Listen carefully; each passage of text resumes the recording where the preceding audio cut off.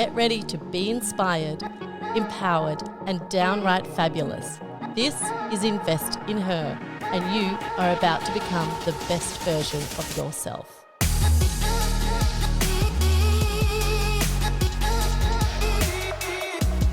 Well, today we have founder, senior financial planner, and managing director of Women on Wealth, based here on the Gold Coast, and it is Anna. Welcome, Anna. Thank you, Karen. Lovely to have you. Now, Anna is passionate about helping women and Polish by origin, so it's no wonder that I was inspired to meet Anna. So, cześć. Dzień dobry. Anna, as always, I'd like to start with the question, how did you invest in yourself this week? How I invested in myself this week would probably be along the well-being side of things. So, gym every morning. Every morning? Every morning, steam room, massage chairs, all that. I'm a big believer of if you look after yourself, you'll go for longer and you'll enjoy the ride a lot more. Absolutely. So, oh gosh, yep, gym every morning. Okay, I've got some making up to do then. So Women on Wealth is a boutique financial planning practice founded by yourself and your business partner, Michelle, catering to the needs of women in particular. And I look forward to hearing more about that shortly, but I'd really like to touch on, you're a Gold Coast girl now, but you were originally born in Poland and you have quite an interesting story. So I'd love for you to share your story with our audience. Okay, so I was born in Poland, in Warsaw. In the early 80s, we immigrated with my mom, dad, and my little baby brother as refugees. We lived in a refugee camp in Austria for about a year. Poland was under sort of Soviet rule, for want of a better term, and they just wanted to give us a better life. So it must have been incredibly brave. They were both doctors, and they left everything they knew, with no guarantees of where they were going. They were going to come to Australia, but Australia didn't recognise foreign medical degrees, whereas South Africa was desperate for doctors. So off we went to South Africa, and I finished school there, university there, met my, who is now ex-husband there, and then things started to get a little bit scary from a political and just a safety point of view. Crime was incredibly high. So we decided to move to Australia and start a family here. So that's how we landed up in Australia. We came straight to the Gold Coast. I've got 5 kids. We've been here since the late 90s, and I call this place home, and I think I will forever. So yeah, it's a pretty good place to be, I must say. It's a great place to raise a family. And so whilst you were in the refugee camp that was in Austria, how old were you there? I was 7. Yeah. And do you have memories of that still? Yeah, or? like really clear memories. Yeah, clear right. Memories. It was nothing like what you see on TV with at the moment, with people walking with all their belongings on their back. My parents had 2 kids, 2 suitcases. We left on an aeroplane on holiday, got off in Austria, made our way to a refugee camp. The camp where we stayed was out in a little town just outside Salzburg, about an hour, in the hills where they filmed The Sound of the Music. Hills are alive, of course. Those were my hills, and we pretty much as kids, it was a great experience. We roamed the hills all day, all night. We lived in an old converted hospital, and there were quite a few. There were loads of people, loads of families. I think for the adults it would have been a very different experience, but as kids you don't know. You're so innocent. You think, you're running in the mountains and outdoors every day, and but there was no wires or fences or anything. You were sort of almost part of the community. You could come and go as you please. It's really interesting because, as you said, our initial perspective or thought when you talk about a refugee camp is all of that. Yeah. So it's quite interesting to hear that's but as you said, as a child, it's very different. So you never felt like a second-class citizen, or for me at least, that was my experience. It was, and I look at my kids, and they've been born on the Gold Coast. They've sort of had, really good schooling all the way through. And I think, what a vanilla life. Yeah. Vanilla's a boring flavour. I mean, you do your best for your kids. You want to give them every opportunity and you work hard for it. But then you think there's been it's They haven't not much flavour. Yeah. Yeah, they haven't seen the other side. Yes, Mm. which is very interesting. And do you think that now those experience of you as a child, but then also the experience of being in South Africa when you're obviously a little bit older and a little bit more aware of a little bit of political unrest again, do you think that that's shaped who you are and what you decided to pursue when you landed here in Australia? I don't know if it's so much shaped. I did a degree in commerce, so that sort of kind of naturally led to what I'm doing, although I was more interested in the marketing side of things, and somehow life takes you along its own journey. And I ended up here because I actually hated finance in university. I thought it was the most boring, driest. It was just... ugh. But in reality, what you do is you talk to people because money affects every area of your life, and so you talk to them about their lives, and money sort of is intertwined there, and so that's where the advice comes in. Yes. But in terms of growing up in South Africa, sorry, I sort of trailed off from your question. I think at the time you weren't aware that you were living at a time that was historical. We arrived in Australia and apartheid was very much the way of life. There was white and black, white hospitals, black hospitals, white schools, black schools. I went to a convent, so it was a private school, which had every single race under the sun. Those schools weren't segregated. So as a result, we had Muslim girls, Hindu girls, white, black, every color. It was the most multicultural experience or bringing up in a society outside of the school gates that was so segregated. Yeah. So, really, and you all stay in touch through Facebook to this day, and you see how everyone, but most of my friends have left South Africa because the crime, it's a bit scary. Yeah, understandably, and particularly if you're raising a family as well, you're always thinking about the best interest of your children. So do you think, so Women on Wealth, you started in 2016. 2016, I guess, was quite an early phase for the real focus on women and their finances. I'd say, you having started that, you're quite sort of pioneer or the trailblazer in that finance specifically catered to women area. So I'd love to know a little bit about that business, what your mission is, and also how it came about. Okay. So the credit really needs to go to my business partner, Michelle. It was her vision. I'd been working at one of the big four banks as a financial planner for about 10 years. And I was starting to think, when my 10 years is up, I will... you can only work for a bank for so long. You meet a lot of good people. You have all the experience in the world, but then you want to do things your way. And at that time, Michelle was working for another bank and the two were aligned, and we kind of met and we found out that we had kids in the same class. We'd never met before. Our kids had been in, never mind the same school, the same class for many years, And she had this vision of providing financial advice to women. She sort of picked it before it became a thing, And from my own experience, I'd often be talking to women at the bank and they would come into my office and they'd go, "Oh, I'm so glad they put me in front of you," and not another man in a suit in front of a whiteboard with a texter showing me how brilliant he is. And so we sort of thought there's a real market, and I think providing advice to women is a little bit different. There's a lot of tears shed in my office. We've got a top drawer, there's tissues in it, because women are, I don't know, probably more emotional. Yes. But they're also very good at... Sorry, I'm totally going off my... No, this is perfect. Yeah. Women will tell you, they'll sit down and you'll go, "Tell me about your life."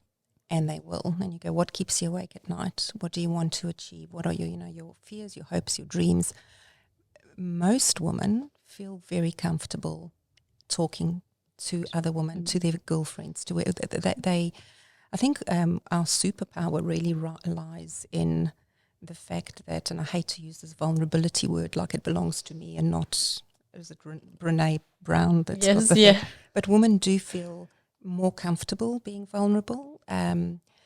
and so there's tears shed, and you can get to an outcome with them. You understand what it is that they want their life to look like or not look like. Mm-hmm. And then my job is just the money side of things. And I always say, money should be a source of comfort, not a source of stress. That's, in a nutshell, what I try to do for you. Yes. And you and especially women who have been widowed or divorced, and they feel vulnerable, and they feel maybe a little bit not trusting of men for whatever reason, they can sit down and tell you everything that's going on in their lives, and there's no judgment, and you just kind of, put something together, and they feel comfortable asking. They don't feel like they don't know. Some people don't like to let you know what they don't know. People. Yes, hold. Yes, but women generally are very, very comfortable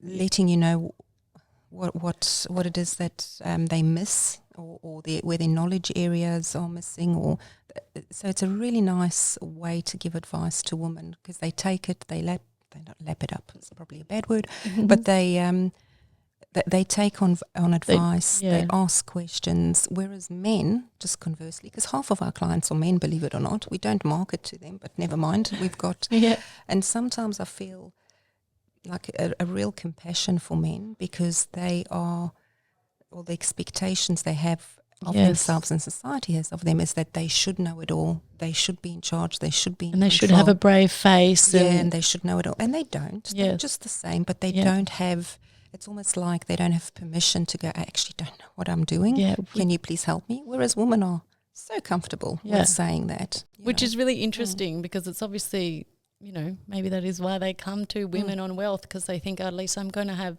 someone who listens to me, who's going to have a personal touch and who is actually going to help me achieve all those things, because I'm vulnerable to, opening up and saying where are my faults and where do I need to improve in terms of my finances to get me where I want to be and my family, So it's, and everyone's made mistakes, and I think, financially speaking. Of course. Yeah. And definitely had my credit cards in the day. Yeah, we've all learned. If if I knew then what I know now, but that's another story. But I think women are more comfortable admitting to the fact that they've made mistakes. They're not where they would like to be, whereas with men it's almost a matter of pride or ego or whatever it is that they're just not as comfortable letting the guard it's that down. Societal expectation of them as well. So, that's really interesting, actually. And, I mean, it's nice that they do feel like they can come to you and have all of that service and that personal touch as well. So that's, very interesting. So the business obviously came about because Michelle, sort of you and her had a chat, and then you decided, okay, well, let's put it into action.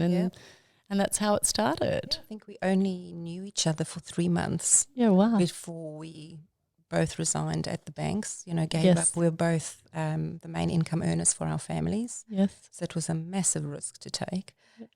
Kids in private schools, mortgages, all that. And we started Women on Wealth without a single client. We just kind of went, build it and they will come, and that's the journey we've been on. Amazing. And so you're both financial advisors? Yes. Qualified. So would you say what are the sort of different skills that you both bring to your business? I think in terms of the advice we provide, it's probably we've got a very, very similar approach to our clients. But in terms of what we bring to the business, there's very different skill sets. Michelle is far more visionary in terms of what we should do or where trends are going. I'm more of the plodder. I just get work done, I think. On a different, we've both got different task oriented. We've both got different skills that we bring to it. So which is important in any partnership. It's really important. You don't always agree. That's life. But I think the bigger part is you've got to work off each other's strengths, and that's 6 years in business or 7 actually is pretty good. Yeah, it's amazing. It's the same age as Propel actually. So there you go. We've sort of touched on this, but what's the biggest thing that you recognise is different between men and women? And I guess we talked about that in terms of, the emotional connection and touch that you would bring to sort of a client meeting. Perhaps what do you see the difference is in terms of like their investment strategies? There actually isn't a lot. I think there's more difference in different age groups investing, but in any particular age groups, how they approach investing, besides the fuzzy-feely, how we get treated, I think their minds work the same. They're both after the same thing at any particular stage in their life. Yeah. That's me. Other people would have a different, I suppose, answer. But I don't see, at the end of the day, people need money to, pay the bills, put a roof over their head, food on the table, but also do all the nice things, the travel, the lifestyle, provide for their children, provide for their grandchildren. So whether you're a man or a woman, we probably spend a little bit more on upkeep, but we do. That's between us. Michael and I recently had to do a budget for our accountant, and I was putting it off for days. So I didn't want to admit how much we spent on right? But yes. we had to face the music eventually.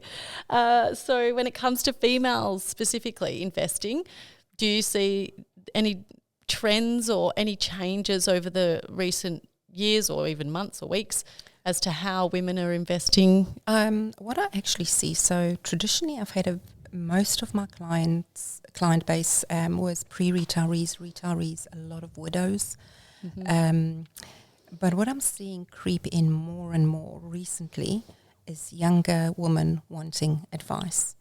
So some are very, very successful, often bring in more money than their partners, and they work incredibly hard, and they're like, right, I need to do something wise with this money. I'm not going to be running like on this hamster wheel forever with nothing to show for it.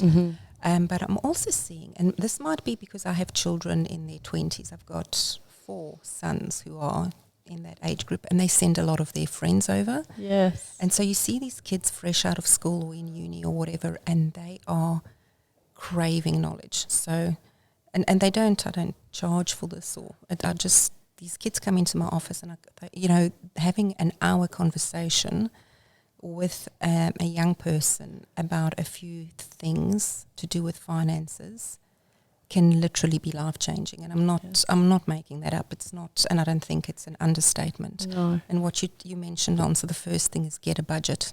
Yeah. And it's not, a budget isn't, tightening your belt and not spending money. It's more about awareness, and you tell your money where to go. You don't wonder where it went.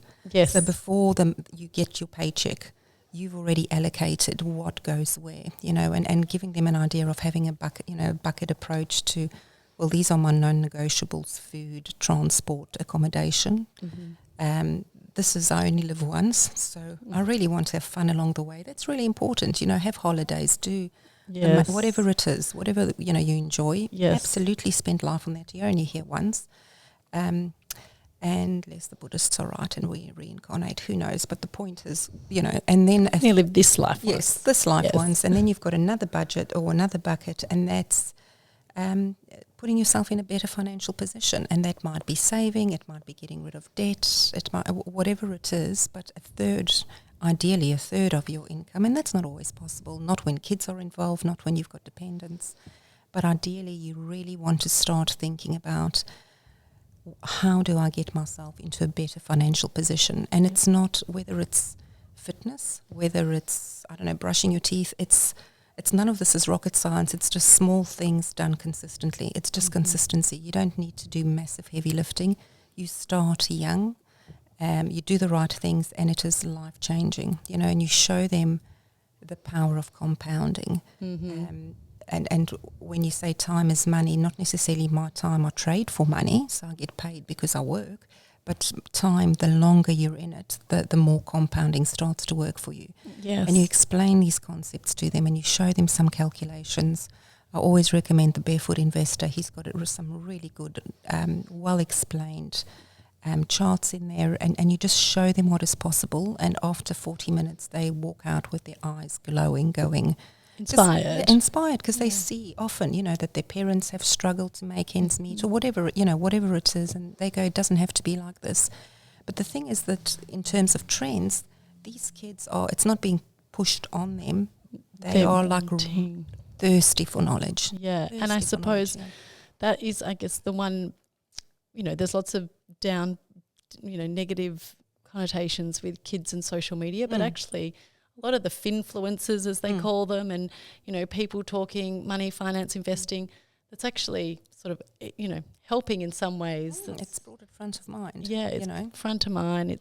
It's available to them. It's free, free advice. Well, not advice, sorry, I shouldn't say advice, but it's, free education for them so they can start to build and make educated decisions on their own.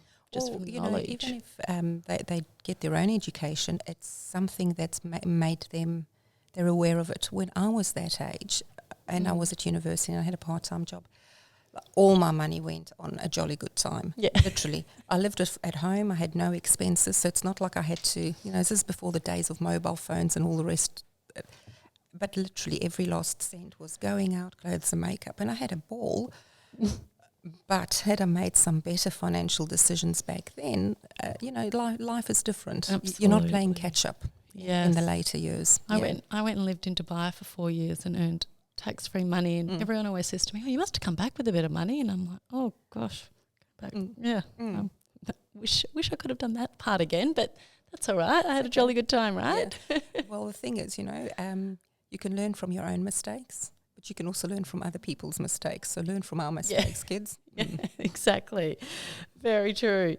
So when it comes to so I guess just to sort of wrap it up, what if you were to win $10 million tomorrow as a financial planner? It's not a loaded question, genuine answer.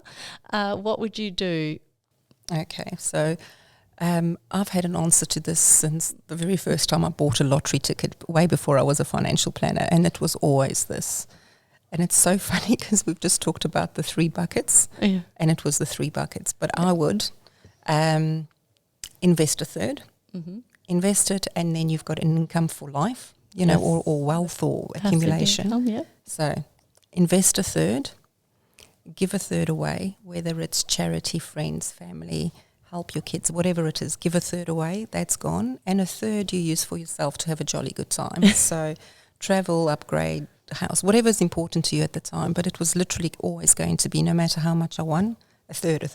I like that. And it's interesting to hear from a financial planner because obviously sometimes, if we stereotype you or bucket you, you're quite conservative. So I like that. That's quite I like the jolly good time part too. Yeah. Your YOLO account. Yes. Tell my children. Yeah. Well, everyone needs a YOLO account. Well, thank you so much for jumping on the couch with us, Anna. And if anyone wanted to find you, where would they find Women on Wealth? Well, Women on Wealth online probably. We're under wowealth.com.au, but you can Google Women on Wealth and I'm sure you'll arrive on our page. And Karen, thank you so much for having me here. I really, really enjoyed it and I truly appreciate it.